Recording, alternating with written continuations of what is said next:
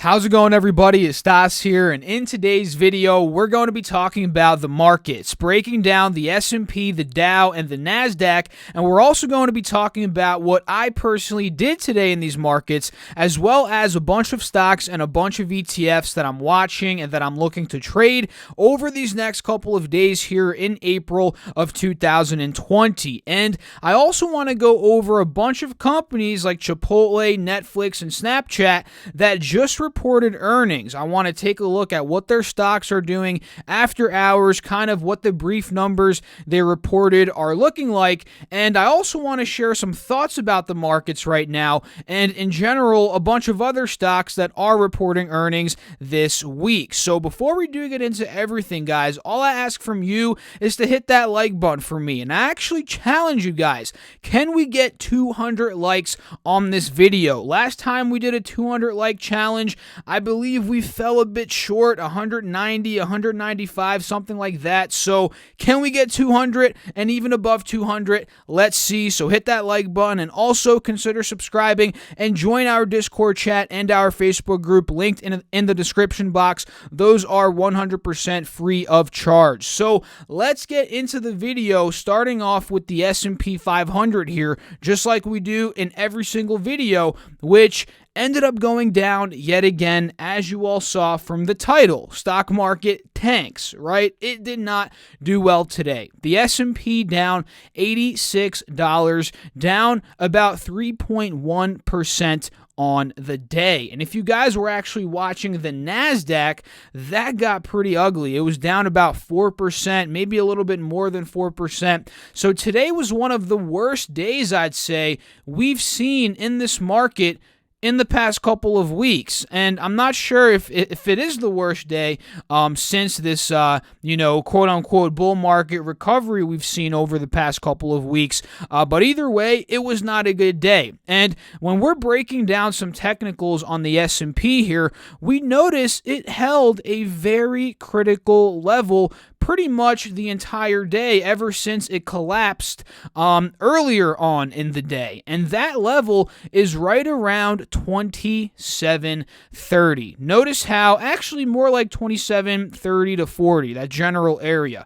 And notice how we actually held that back on, what was this? The 13th of April. It was a resistance back on the 7th of April. And if we zoom back a bit, let's say to this 90-day chart, we notice how 27.30.40 was also a support back in the middle of March. So the fact that we are holding this is a pretty good sign for the bulls heading into the close today. And if we go on the daily chart, you guys will be able to see how well we held that 27.30 to 40 level. We actually tested it about once, twice, 3, 4, 5 times throughout the day today, and we obviously failed to break it on 5 separate occasions, which again is good for the bulls out here. And if we look at the 4-hour chart, why I think the bears are slowly taking over here is because, one, we actually got rejected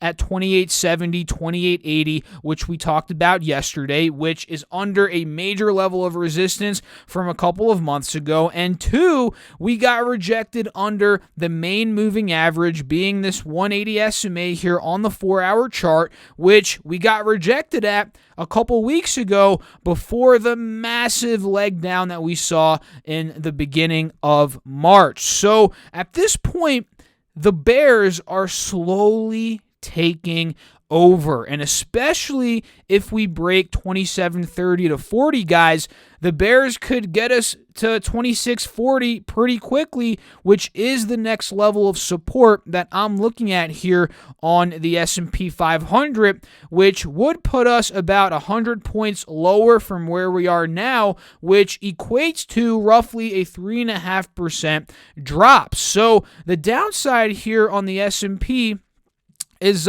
pretty extraordinary when we're taking a look at upside versus downside and taking a look at some of these basic technicals and the way things are looking here, and especially with some fundamentals. I could definitely see, fundamentals along with these technicals here. I could definitely see more downside here, like I've been saying in these videos. But the main point for the bulls here is going to be, again, this 50 SMA and this general 2640 area. If the bulls take over here, guys, that's going to be good, because technically at that point it would be a higher low, this point, right? And at that point we may be continuing this uptrend, which it's going to be interesting to see, guys, because at this point the direction is still kind of up in the air. Sure, the bears are taking charge, but the bulls still have this one level. So keep an eye tomorrow, 2630 to about 2660, that general area. If it doesn't act as a support for the bulls, there's going to be a lot more downside, in my opinion, there. And when it comes to the Dow, not a pretty day. Down almost 3%, about 2.7% to be exact. Down about 630 points on the day. And just like the S&P, we got rejected at a major spot, right? 24.2. We talked about this yesterday, but we're also holding a support here at a previous resistance at about 22,000, 500, 600, this general area. And we're also above the 50 simple moving average on the 4-hour chart here, which, if it holds just like the S&P, right, this could simply be the continuation of the uptrend. And if the bulls fail to take 22,700, 22,500, and the bears break us through there, there's going to be a lot more downside for the Dow Jones as well. And like I alluded to earlier, the NASDAQ did a lot worse than the S&P and the Dow. In fact, it did a lot worse, not even comparable. It was down at one point, I think, 4.5%. It closed the day down about 3.7%, down $323. And this is mostly because the FANG stocks got crushed today. If you saw, Microsoft was down about $8, $9 at one point, down about 5% on the day. Google down about 4% on the day, down about $50 here. Facebook down $7, nearly $7.50 on the day, down about 4%. Amazon down $65, down about 3%. Apple down about 3% here, down about $8.50. So this had a huge weighting on the NASDAQ in general, since it is a tech-heavy index.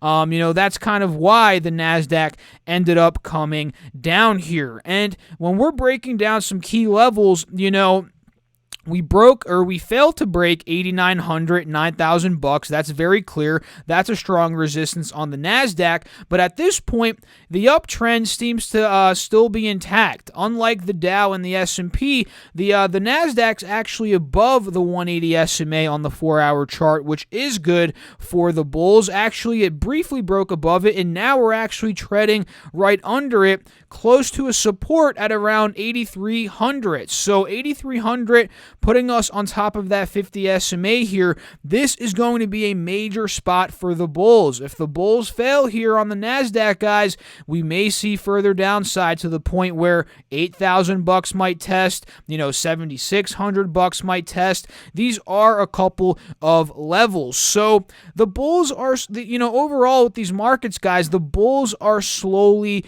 losing steam. And if they lose at these levels, the key levels that we talked about in this first 10 minutes of the video, there could be a lot more selling off. So for you guys watching charts, keep an eye on those levels, and maybe we can capitalize on some further downside here in the markets with maybe SQQQ, which goes up whenever the NASDAQ is going down. It's a leveraged ETF.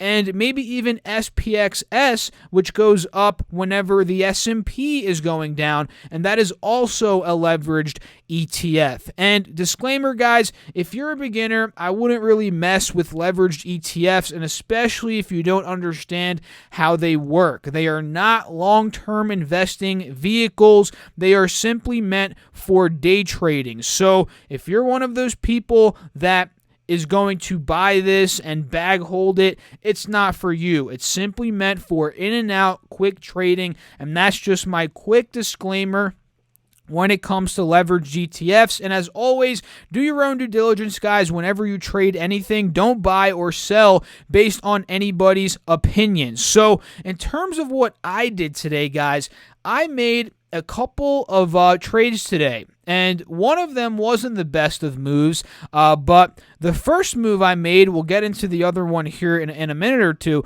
The first one I made here was in SQQQ, and if you guys were in the Discord chat, many of us were looking at the short ETFs like SQQQ and SPXS because the market was struggling this morning. If we take a look at the NASDAQ here, which again, the SQQQ ETF goes up whenever the NASDAQ is going down, we can see the NASDAQ got completely destroyed today, as did many of the stocks out there. The NASDAQ went from 86.60 down to about 85.60 in the matter of, let's say, 10, 15 to 20 minutes, the first 20 minutes of the market, right? And since I personally don't trade for the first 20, 30 minutes, usually that is, right? I was able to catch this. I was able to see that the first 20 minutes we were consolidating a bit, or after the first drop, we consolidated a bit, and this was about 30 minutes in, and we noticed how it tanked here. It started to tank under this 50 SMA on this daily chart, and that told me that we weren't breaking out here. The bears were taking over here at about 8,600, and we were headed back down. And at this point, I got into SQQQ, and mind you guys, the reason why I don't trade for the first 30 minutes is I kind of like seeing direction. I kind of like seeing where the market is going to push for the first 10, 15, 20, 30 minutes before deciding what I want to play. So the fact that I let the NASDAQ take a dump, come back, and then I noticed it started to fail again, that just gave me the perfect opportunity to get into SQQQ. And the frustrating thing here, guys, is, to be honest, I sold out very prematurely. I sold out extremely early, actually, to the point where I left out a lot of money on the table. But like I mentioned on this channel, and many people talk about it as well, nobody ever went broke locking in profits. And for me, I got in around 1365, I believe, is where the limit filled, and I rode it to, get this, guys, 1390. So it wasn't the biggest move. 1365 up to about 1390 was about a 2% move here, but if I did hold it for another 30 minutes, I could have made about 6 to 7% on my money, which is incredible. But again, you have to be focused on your goals, which is 1-2% for me in terms of these day trades, and be happy with locking it in and focus on the next trade after you lock in the profits. And I probably should have taken my own advice today, because the next trade I made, I kind of FOMO'd into it a bit. I traded some Microsoft options. I believe I bought the Friday, the ones that expire this Friday. They expire at $162.50. So I believe I bought those. Those ones, I bought them at around $2 per contract, and ultimately I was buying them as Microsoft already took the hit. This is kind of where the FOMO was kicking in a bit, and I made a bit of a mistake here. And it's probably because, honestly, looking at it psychologically at this point, it's because I left a lot of money on the table for SQQQ, right? I left a lot on the table, and I was looking at other plays, and I kind of jumped into Microsoft, hoping I'd make some of the money I lost. Either way, it was a bad move on my part. I bought the contracts at about $2.01 or something. Then I ended up cutting my losses at about $1.90. It wasn't a crazy loss whatsoever, but there was no way I was holding those overnight heading into tomorrow, considering that they are expiring on Friday. Friday, and I didn't want to take a huge 20-30% loss on those in case Microsoft did fly up tomorrow, so I figured I'm cutting my losses, and that's what I ended up doing. And another contract that I actually had, and I completely forgot about this, guys, because the funny thing is I do most of my option, well, at this point, all of it pretty much on Webull. I do all of my options trading on Webull. And by the way, if you guys actually want 2 free stocks from Webull, I have an affiliate link down below in the description box. You can actually get 2 stocks valued up to $1,400 with a deposit of $100. So go get your free money down below in the description.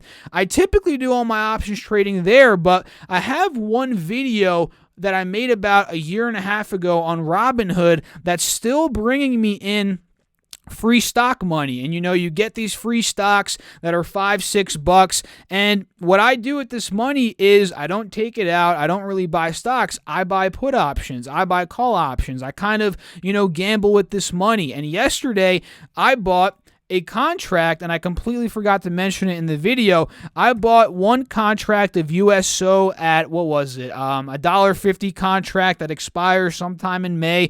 I literally spent $12 on this contract, and those contracts we're up about 400% today. I'm still up, not as much at this point, but at the peak, it was up about 500-600%. So if I loaded the boat on this option contract, I would have made probably the best return that I've made in recent memory here. But it was simply a $12 move. I think I turned the $12 into $40 or $50 or whatever. And I figured I'd share that with you guys. USO in general took another beating today, and I think puts for USO are going to continue to be the move here over the next couple of weeks as oil is getting extremely, extremely funky. So share with me down below in the comments your thoughts on the markets, stocks you're watching, stocks you're trading, anything you're selling,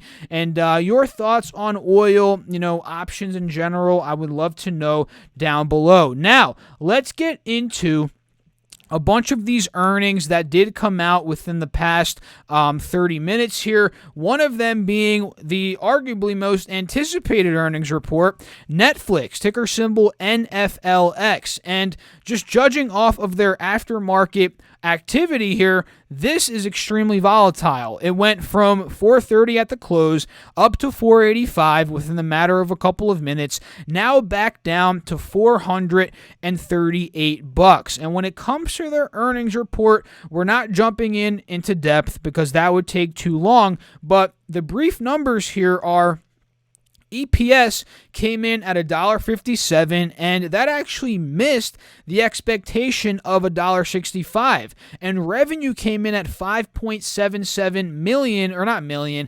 billion, or as Trump would say, billion, versus the $5.76 billion estimated. So they missed a bit on EPS, kind of a chunky miss there, 8-cent miss on EPS, and the revenue slightly beat the $5.76 billion estimated, and the stock at this point, it's pretty much untouched compared to the price it was at the close of the market today, but that doesn't mean it's going to remain like that heading into tomorrow. So tomorrow, Netflix is definitely going to be on the top of the list, as is Chipotle Mexican Grill, which at this point is flying up in price.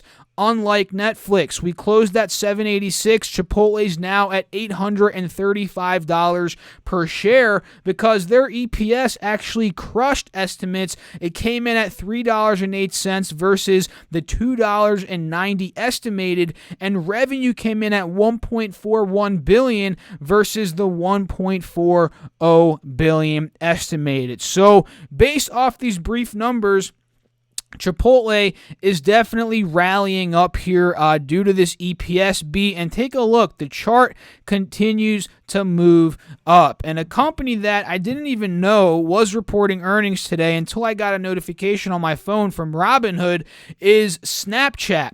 Snapchat ended up going down 50 cents today, down 3.7%.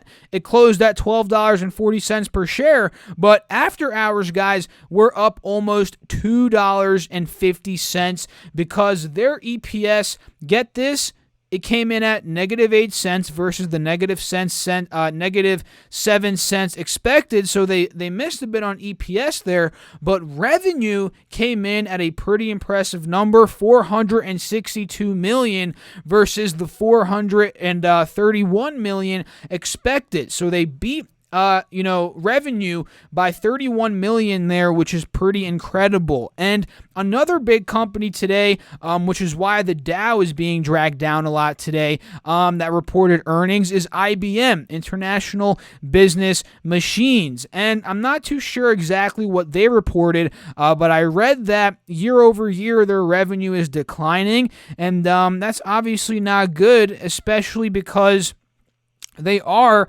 a more mature business. So the fact that they are declining, it's not too surprising at this point. No one really expected IBM to have a ridiculous growth story at this point, because their ridiculous growth story was back in, the 80s, 90s, 70s, whenever that was, when IBM was an incredible, growth engine. But at this point, those were the four main companies that did report earnings today. And when it comes down to some companies tomorrow that are reporting earnings, we have Delta. And mind you, a lot of the airlines are reporting earnings this week. Delta, arguably the best out of the bunch, is reporting, which is why I am watching it like a hawk tomorrow, because it seems like we are, or rather they are, reporting earnings pre-market. So this could be a early session mover. It could be very volatile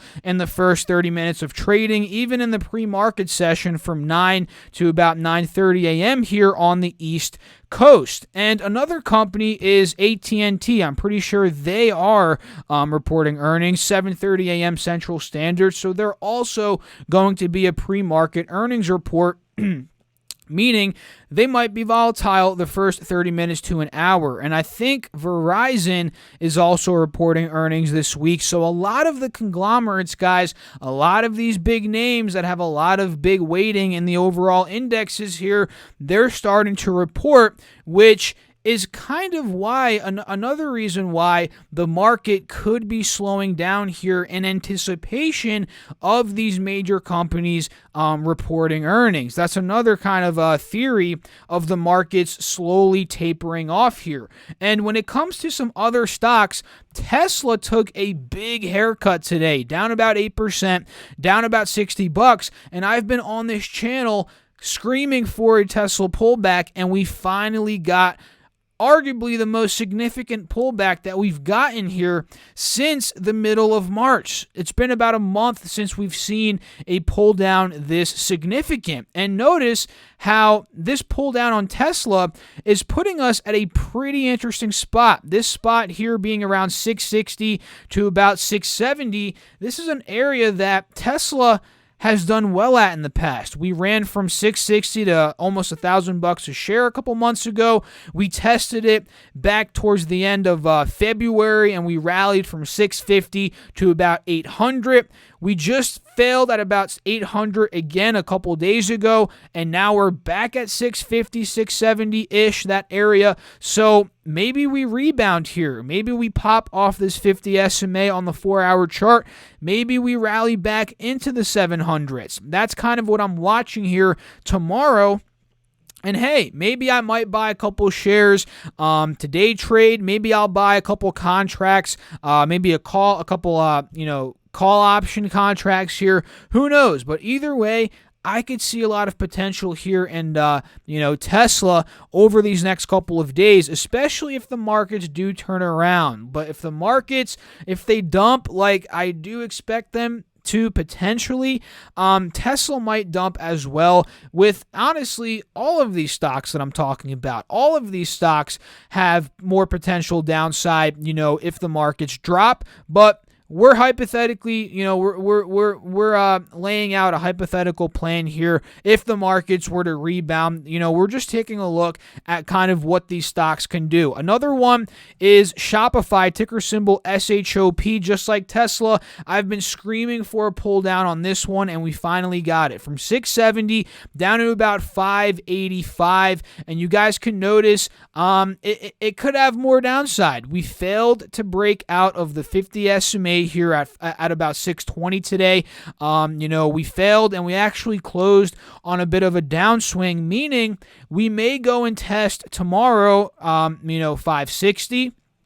560 is possible, an upcoming support, and from there, maybe $540, and that could actually put Shopify at an interesting spot around this 180 SMA on the 30-minute chart. That could be a level where a bunch of buyers slowly start to creep in here, especially if these markets do decide to start ripping back up, which, like I've said, anything is possible at this point, especially with the Fed doing everything in its power to try and save the economy, save the market, and inflate this, stock market, because we know that is what they're trying to do here with all of the quantitative easing that they're, doing right now. And Apple is another interesting company, right around 270 we talked about, is an interesting level of support for the stock, right around 268 to about 270. So tomorrow, if we hold this, there could be a potential move up to 280, which is the next level of resistance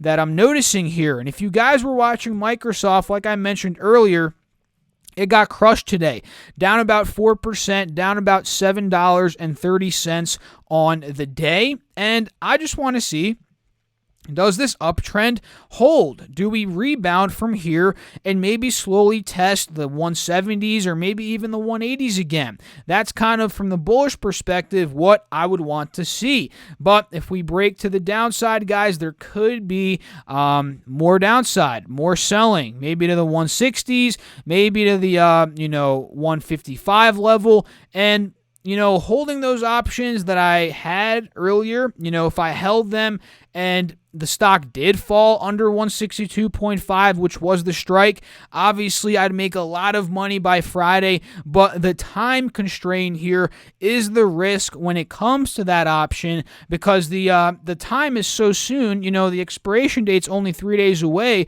to the point where if it doesn't get to 162.5, the option itself is going to decay a lot, to the point where I'm going to lose money, maybe even all of my money, which is why I sold out, because I didn't want to take that risk. But if we break this point, there could be a lot of upside in those contracts that do expire on Friday. A lot of upside. We can see it, but the risk is also high in that. And another company is Boeing that I'm watching. They're reporting earnings on the 29th of this month. And taking a look at some price action on Boeing, we can see that on this 30-day chart, we broke out of the wedge momentarily, which was bullish. But at this point, we're looking to take out 130. We're looking like it's going to test that spot 130 over these next couple of days, which, coupled with a negative earnings report, this could be a very bad recipe of disaster for Boeing, to the point where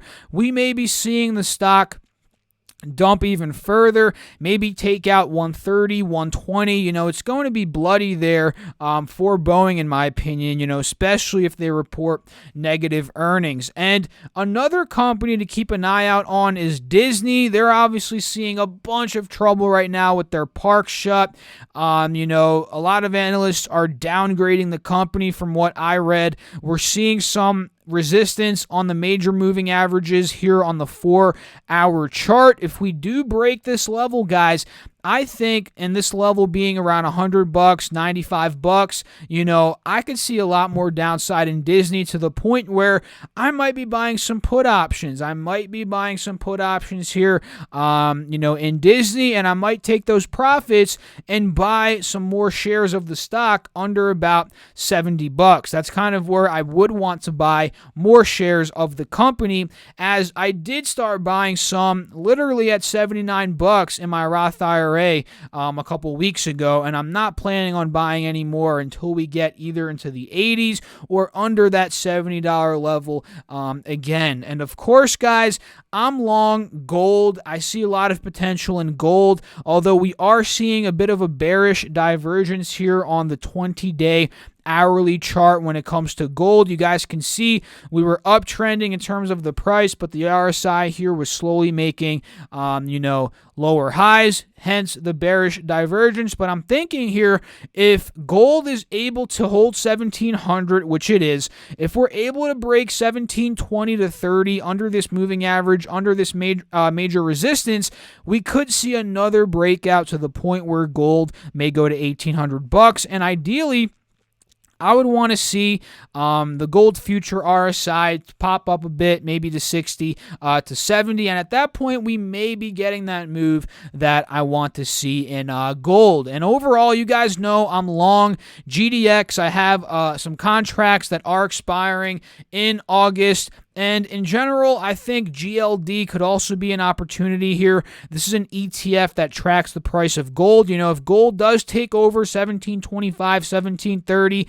and it starts to truck up to the 1780 high from a couple days ago, I could see GLD making a pretty solid move here back to the mid 160s. So that's kind of what I'm watching there in terms of gold, and a couple of key levels to watch on GLD and gold. So that's pretty much it for today's video, guys. Oh, let me just end off the video with crude oil. Almost forgot to talk about it. Crude oil, like you guys read in the title, down another 35%. And we already talked about USO earlier. The options for USO are going bananas. And for me, guys, I'm looking to short all the rallies on USO. So this rally that we got today, it could be a blessing in disguise. You guys can see it hit about 223 pre-market, tested about 230 at 150 Eastern today, and we rallied up to about 290 now after market hours. So if we dump from 290 to $2, even under $2 here, there can be a lot of money to be made by either shorting this ETF or by playing put options. So that's pretty much it for today's video, guys. If you did enjoy it, as always, hit that like button for me. Don't forget, 200 likes. Let's try and get 200 likes on this video. I challenge you guys, and don't forget to subscribe to the channel, and feel free again to claim your 2 free stocks from Webull, valued up to $1,400. All you have to do is deposit $100 into the account, and that is linked down below in the description box. So I'll catch you all in the next video. Thanks again for watching. As always, your support means the world to me. Stay safe out there, guys. Peace out.